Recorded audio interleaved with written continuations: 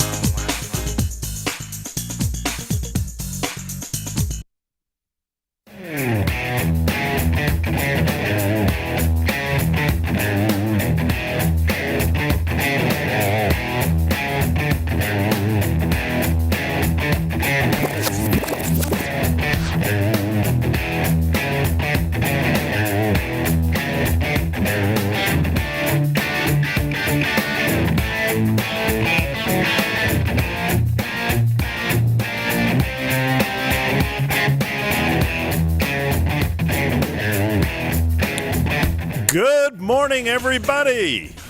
Welcome to the 9 o'clock hour. Jay Oliver here, stretching it till 10 o'clock. Remember, you can get us in a couple of different places. Keep listening to us on 103.9 if you're kind of moving along via vehicle or whatever. You can also catch us on the website, linewsradio.com. You'll be whisked away to the YouTube page. Also, Facebook Live, very important stuff.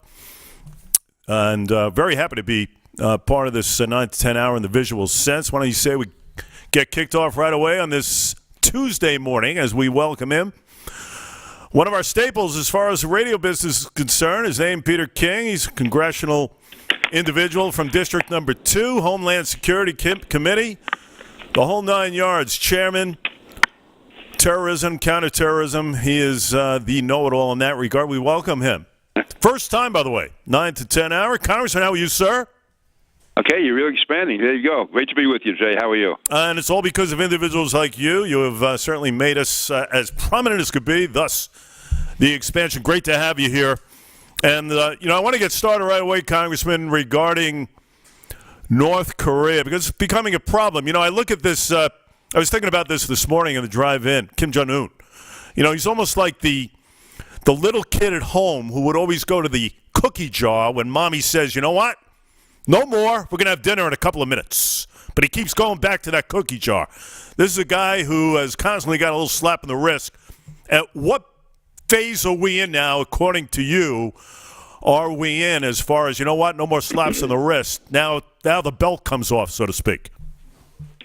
Yeah, it was this is much more serious than it's been in the past because in recent years we knew he was looking for nuclear weapons. He was trying to develop a nuclear system. So you had the Clinton administration, the Bush administration, the Obama administration to some extent, and not going through the motions, but hoping that if they gave him some food or some funding, that he would slow down on the nuclear experimentation, and he did that in several cases. Then he'd go back to it. Anyway, what's different now is he has a delivery system, and he's working on an ICBM. He has long-range missiles, and he right now is in a position to terrorize the world.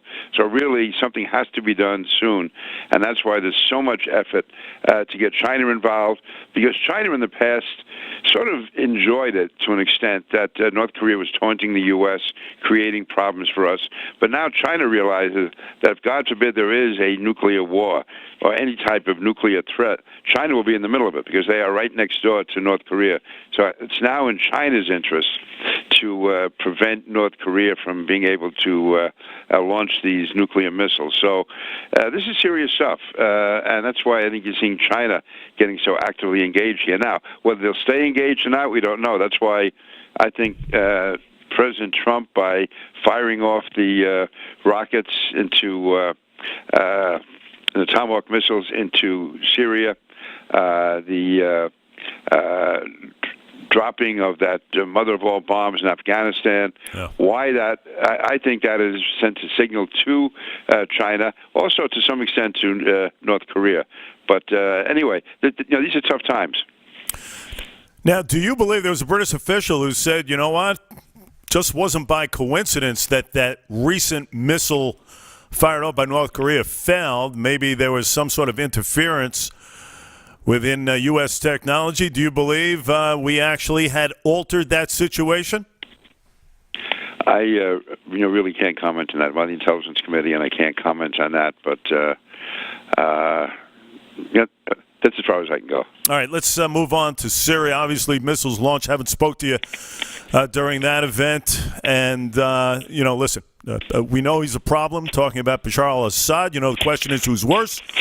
Kim Jong-un, Assad, either way, they're both terrible as far as possible outcomes here from a global standpoint. Now, listen, we have heard Assad pretty much deny any involvement there. I don't think anybody believes him. Certainly, it is posing a problem. As far as Russia, Putin, the whole 9 yards here, what's your take on things?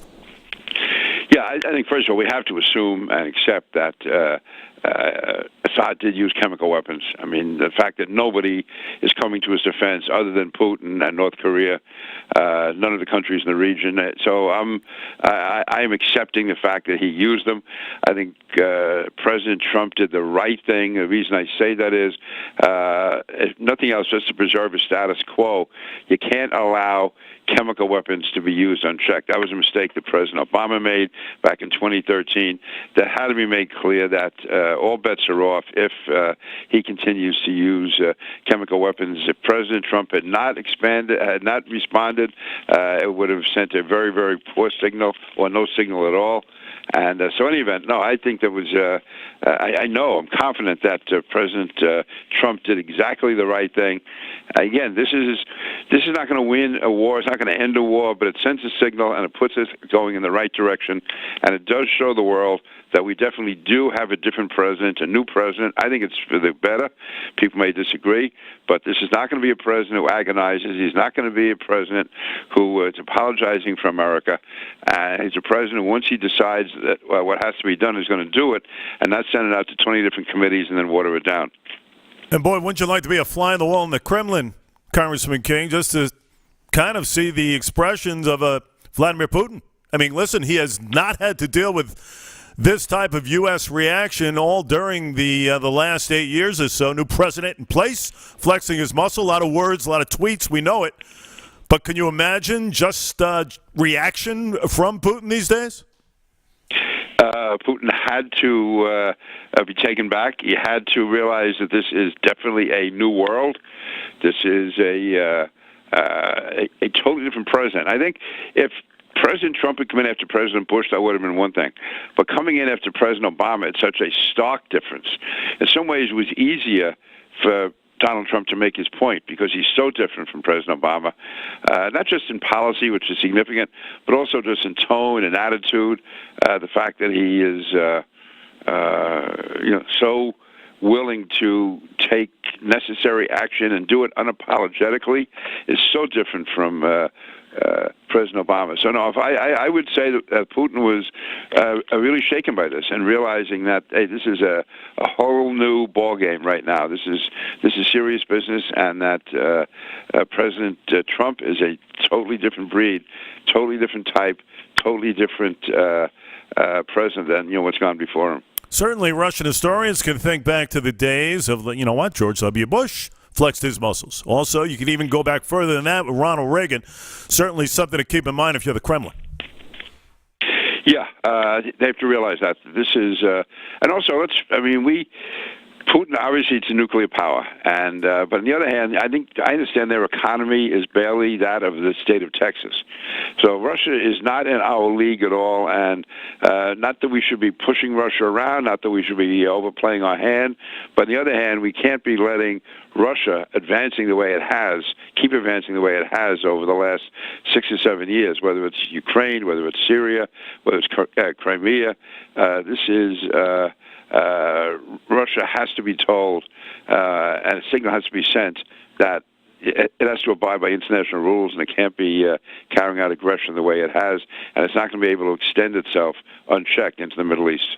And we are in the midst of conversation. We're talking with Congressman Peter King, of course. Second District. Congressman, I want to move locally. Two important categories here. One, let's go back a couple of weeks with the Long Island Railroad, an absolute disgrace what's happening down there with the landlord talking about Amtrak and hearing the comments of a Charles Wick Mormon, president and CEO, who pretty much knew about the problems, talking about the derailment NJ Transit a couple of weeks ago. Weak wooden blocks, the whole thing, not inspected properly. A disaster could happen, much like Hoboken. Luckily, there were no fatalities or anything of that nature, but one has to be concerned. Now, we've had people on. We've had Mitch Pally on, the local representative, MTA, Suffolk County, and listen, pretty much implored everybody to write their local official, congressmen, senators, whatever. Get the transition in place, and that from Amtrak, make it from the federal interaction and give the onus to the Long Island Railroad and Company there. They can handle some of the problems. Your take on what happened then, the reaction to Mormon, and what hopefully will happen in the future. Yeah, first of all, it's absolutely inexcusable. I remember years ago when I was a commuter, I thought it was bad then. It's 1,000 times worse today. And to have that situation like at Penn Station the other day where people are just jammed in there, trains are delayed, the Long Island Railroad being basically collateral damage for Amtrak's failures. So, no, listen, I don't have the easy answer. I have a great respect for Mitch Pally. I've known him for years, back from when he was with Senator Norman Levy. Something has to be done. It's from the Jersey end that this seems to be happening.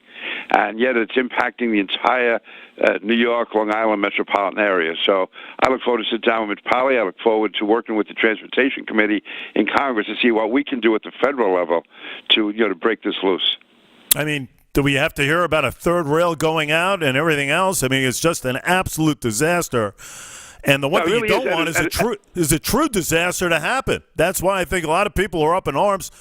These commuters, you got to feel for them on an everyday basis. They never know what to expect. And it wasn't like it was some mystery. I mean, the fact that they were so casual and said, "Oh yeah, we knew these repairs had to be done. We knew it was there." I mean, it was sort of such a cavalier, casual attitude, which first of all caused so much mass inconvenience, and more than inconvenience. I mean, you worked a long day in the city, and you're coming out to Long Island to be with your family, and you're stuck on a train, and you're stuck in Penn Station, not knowing what's going to happen. That's bad enough. But as you said, this could have been a disaster. Terrible. You never know what to expect. You call the wife, you tell her you're coming home for dinner. Honey, I'll be home between 6 and 10. You don't know anymore. Right. That's what it's come down to. I want to move to another tough situation. Just last Wednesday, the bodies of 4 discovered. Congressman King, you're quite aware, in a Central Islip recreational type park, just hundreds of feet away from soccer fields and everything else where kids play, playgrounds. The question is, what are we going to do about it? The president tweeted about this morning regarding the lacks from the last 8 years as far as the regime and immigration policies. So when people kind of interact regarding deportation and everything else from what this president is saying now, I mean, how can you react in a negative manner? Fact of the matter is something's got to be done, something enacted here. What was the reaction from last week, and hopefully what could be done in the future here? Yeah, I've been in contact with the police commissioner, Cini, in Suffolk County, and constant contact with the FBI and their anti-gang task force. I believe the police and the FBI are doing all that they can do, and will get this job done. They have many positive leads, but the thing is, that's solving yesterday's crime. I think we need more cooperation from the community. I think this has to be an all-out. I think the police and the FBI have to be given the support they need. I've asked them if they need any more support from Washington. They say, no, right now it's adequate, but I have been in contact with the White House. This is it's really almost a national issue because MS-13, obviously, it comes from from Central America, and to to a significant extent, the threat has been made worse by the undocumented minors who came across the border 2-3 years ago, and a number of them were just assigned to Central Islip, assigned to Brentwood, assigned to Hempstead. And these were kids, some of them were hardened MS-13 members. I mean, it's hard for us to visualize that, 12 or 13-year-old kids, but these are 13-year-old kids who maybe have a third-grade education as far as formal education, but are like 35 years old as far as life experience. And they have, this goes back 2 or 3 years ago, meeting with school officials in Suffolk County in particular, and them saying how these MS-13 kids were in the school and how they had to monitor them and watch them and how they were threatening other kids. Or if they were not MS-13 themselves, their families were being intimidated back home.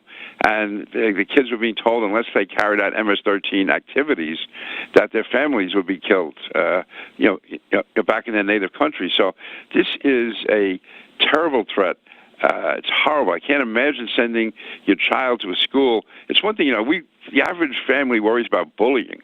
Well, bullying is nothing compared to having your body butchered and torn apart and tortured before you're killed. I mean, this is just horrible.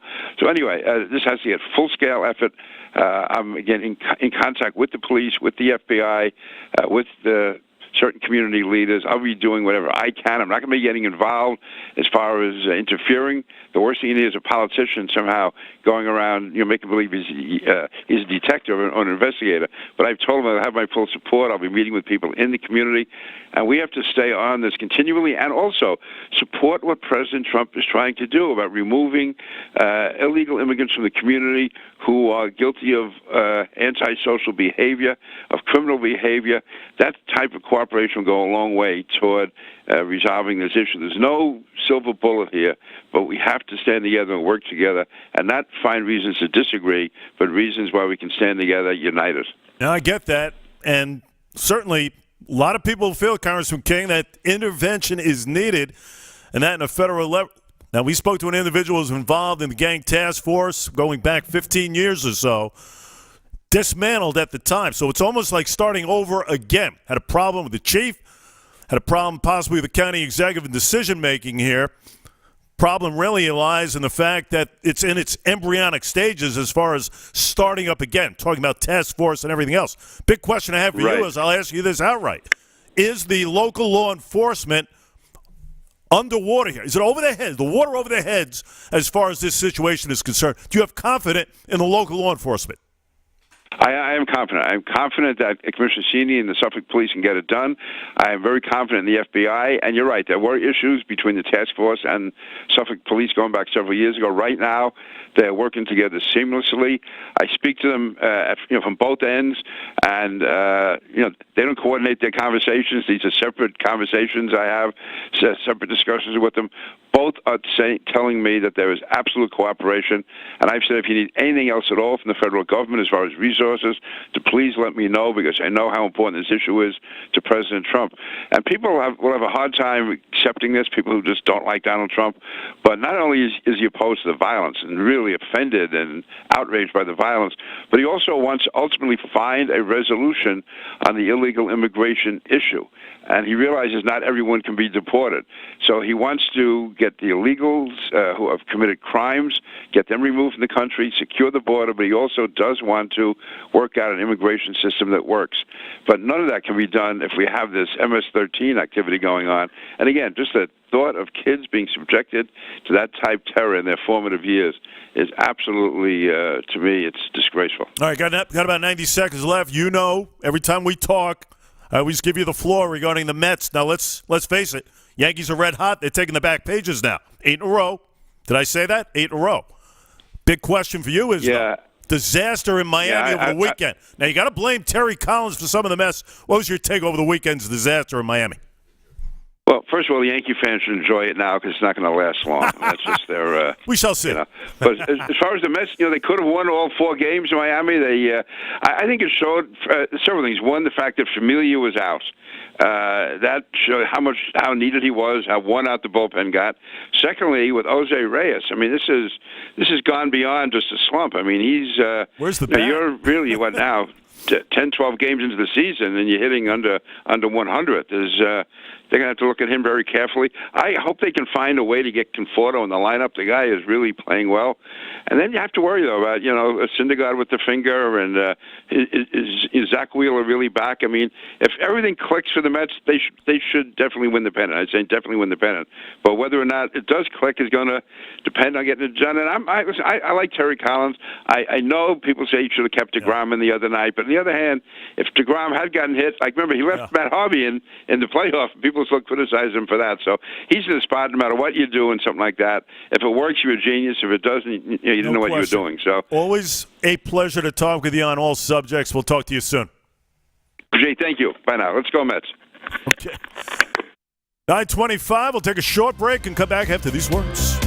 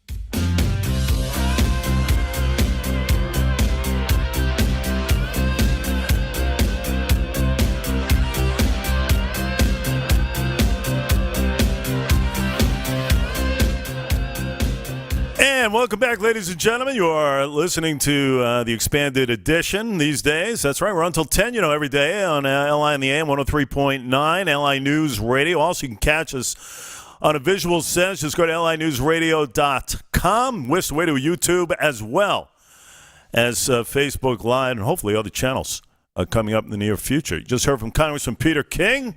Why don't we bring in the former county executive, former assemblyman of Suffolk County. His name Steve Levy. Good friend. Ms. Levy, how are you, sir?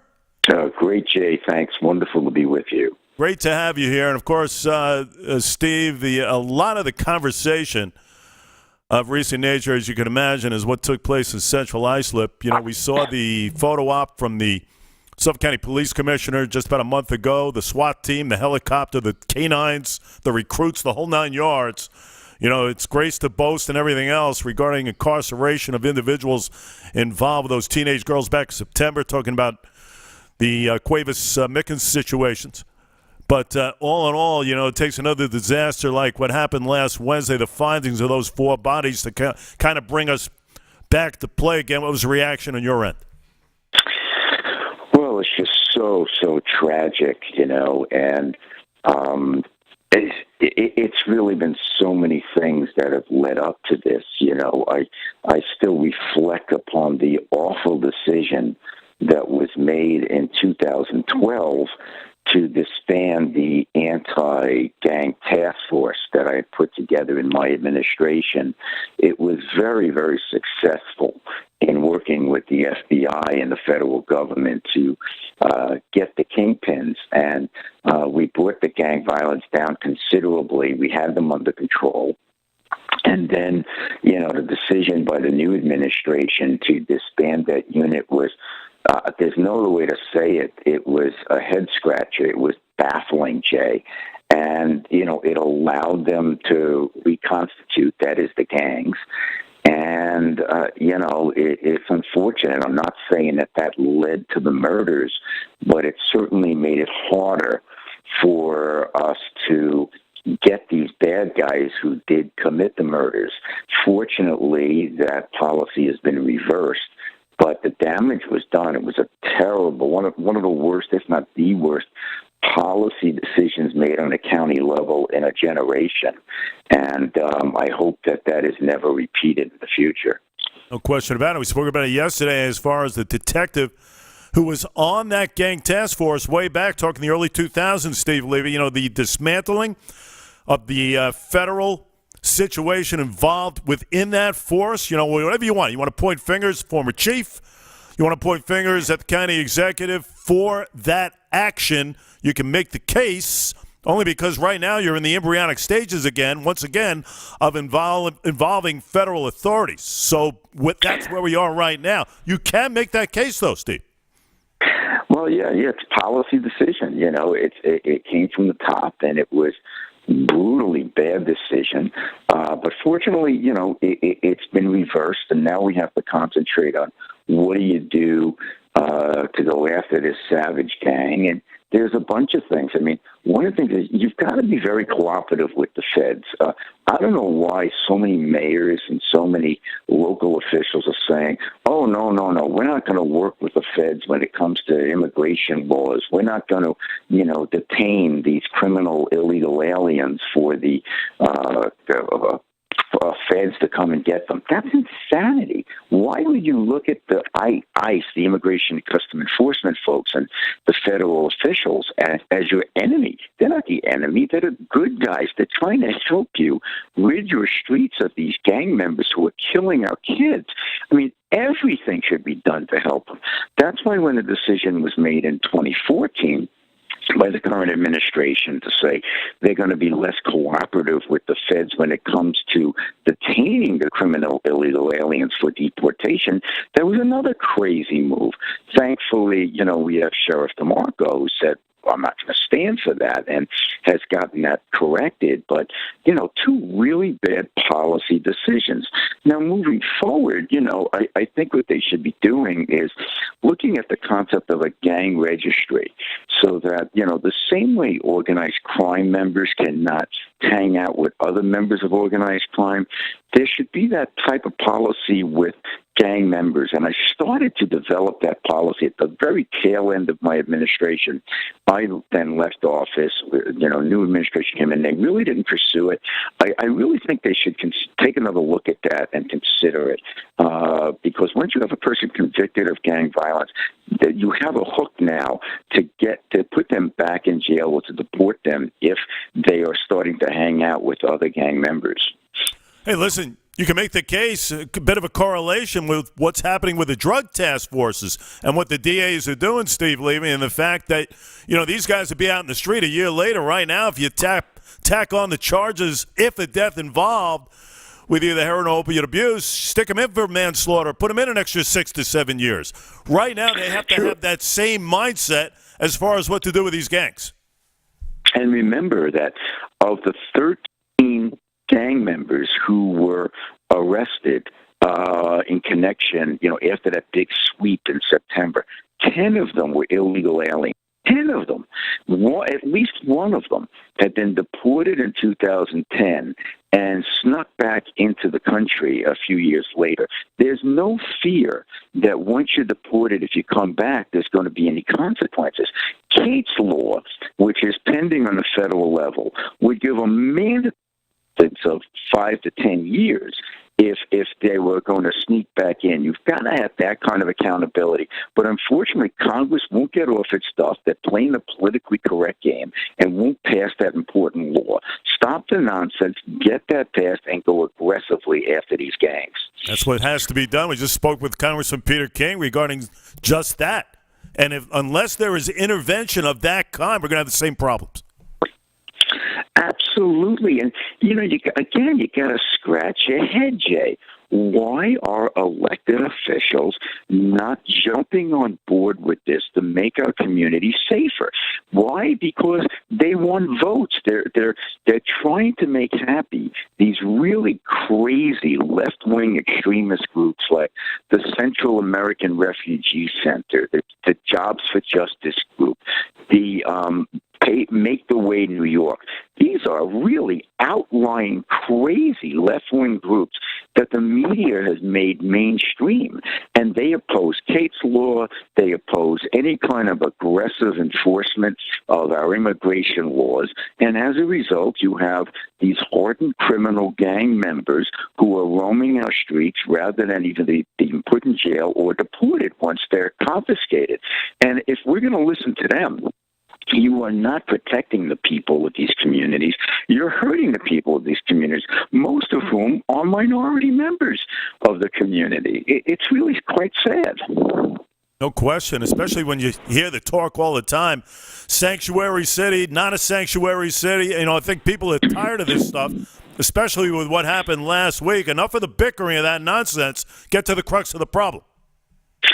I never would have thought, Jay, 10 years ago, that there would be so many elected officials, let alone one elected official in our area or around the country who would be saying, oh, yeah, I'm in favor of a sanctuary city. Oh, my goodness. I mean, think how far we've come, how far left we've drifted in our conversation here, where you now have official public policy saying, yeah, well, this guy might be a criminal illegal alien, but we don't want to help the federal government deport him because it will somehow make our community less safe.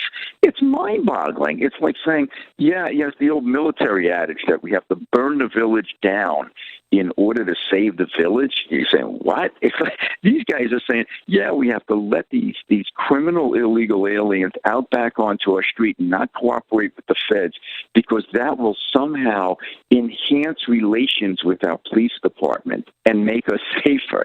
It is absolutely think crazy. And yet this is the policy that so many elected officials are adopting because they're afraid of these left-wing groups whom, if you disagree with them, will try to call you anti-Hispanic or racist or anti-immigrant. It's absolutely nuts, but that is becoming the prevailing policy of our nation. And unless we stop that, we're going to have more of these senseless murders.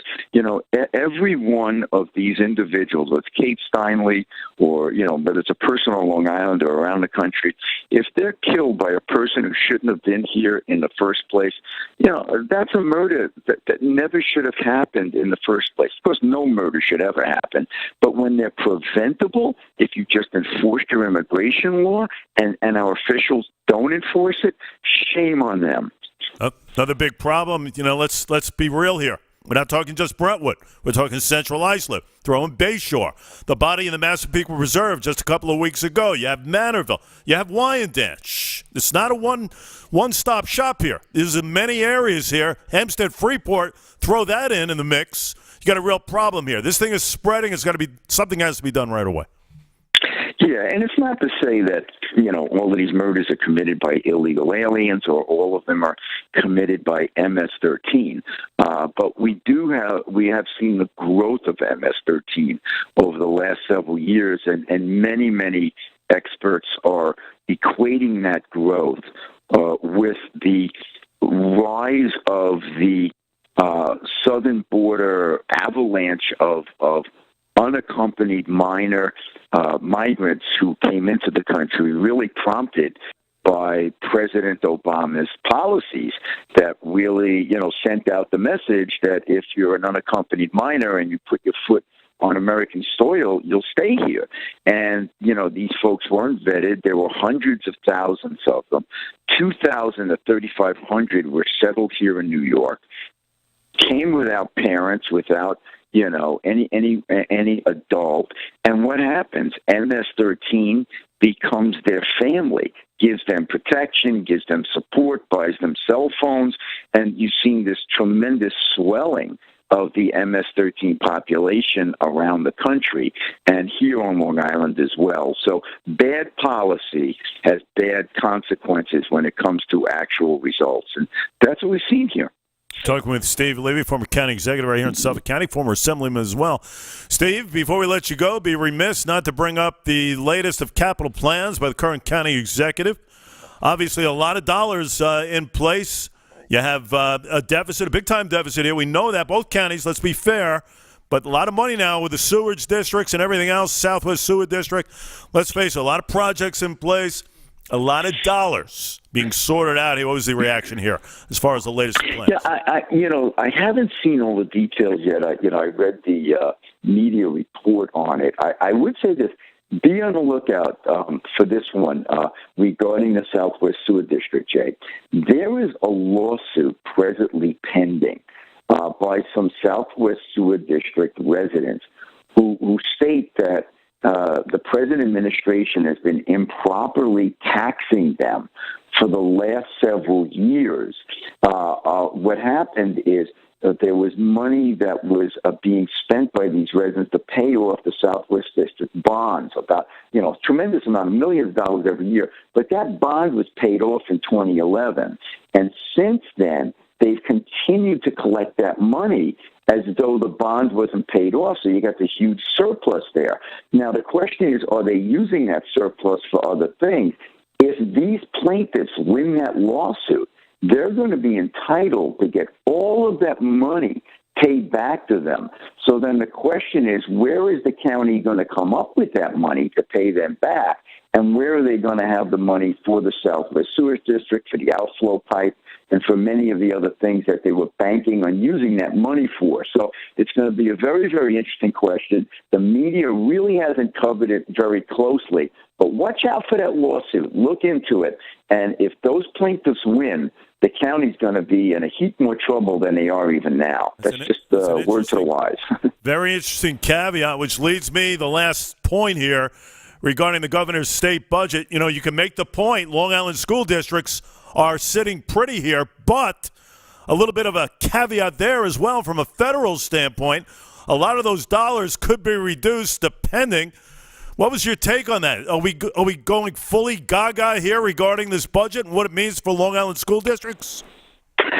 Well, there's a significant increase, about a 4% increase in state aid, and that certainly makes it easier for districts to cope with the tax cap. But let's face it, the beautiful thing about the tax cap is it prevents the schools from taking that extra money and just, dramatically increasing the base without worry about what it's going to do to actual tax dollars. Thank goodness we have the cap in place to prevent those big increases. But the point you're raising is, will the governor have the authority to make unilateral changes if the federal government cuts back on funds mid-year?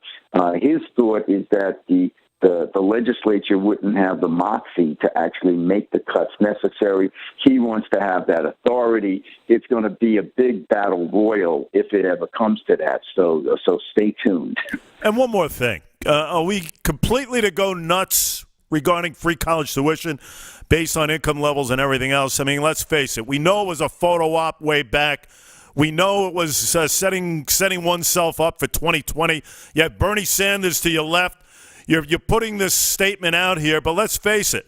You still have to go through the protocol. You still have to go through the procedures of Pell Grants and TAPS and everything else. Let's not forget the fact room and board is still about, on the average, $18,000 a year. So when we talk about free college tuition, what does it really mean? Your reaction? Well, yeah, this was the ultimate, like I say, photo op or good news story. But then when you read the details, you start again saying, what really is this? First of all, college tuition, State University college tuition pretty much was free anyway, at least on the tuition side, for the poor, with all of the grants that were available. So now you're talking about extra money for those in the working and middle classes. And extra money is not necessarily bad for these folks who might need it, but you got to look at the fine print. One of those items, which wasn't really talked about, is the fact that if you graduate and you find a good job, let's say in Jersey or Connecticut, you can't take it because you're stuck in New York. They say you have to stay in New York for a 4 or 5 year period, or you have to pay it back. What kind of free tuition is that? And Jay, let's not forget the fact that they've also allowed for significant increases to the overall SUNY tuition over the next several years. That's been the bigger problem. The problem over the last several years is not that they didn't have enough money to make it free for everyone. It's that they've increased the tuition significantly over the last 6 or 7 years so that average everyday people are finding it harder to make ends meet. You don't need this crazy plan. What you really need is to hold the tuition intact, and that's something they failed to do. Not only that, but how about throwing a bone to the millions with all these student debt loans and everything else completely out of control? What about the parents who see all this stuff and say, you know what, why not us? We're going through the rigors of paying back these loans right now, besides the fact of trying to find that kid to have the right job in order to pay back those loans here in Long Island. A whole nother situation. Yeah, absolutely. And, the cost of these colleges have doubled since the year 2000 when inflation, it's been less than that. But here's what I think you have to look at. It's counterintuitive, but actually all these lucrative student loans that have been handed out like candy have actually had the impact of raising tuition because the school administrators say, the students are getting the loans so we can raise our tuition. Here's the key. Don't cut back on the loans, but tell these colleges that if you're going to get a federally backed loan for these students, you're going to have to cap your tuition. You can't have it both ways, that you're able to see your students get all these big loans and then just tack on the tuition higher, commensurate with those increased loans. The loans are there to help the students get by, not to allow the colleges to raise their tuition at will. That's been the problem in the past. There's been no linkage. There has to be a linkage, and if they do link it, you'll see those tuitions ebb immediately. Listen, throw in the fact that you're completely devaluing. If you devaluing a college degree, think about it. All the jobs that these kids have to contend with, thousands more for that same position. Those who have the free college, you could throw that in, not to mention the fact what happens to the private colleges, Steve Levy. You're going to put them out of business, pretty much. Think about all the jobs that will be lost there.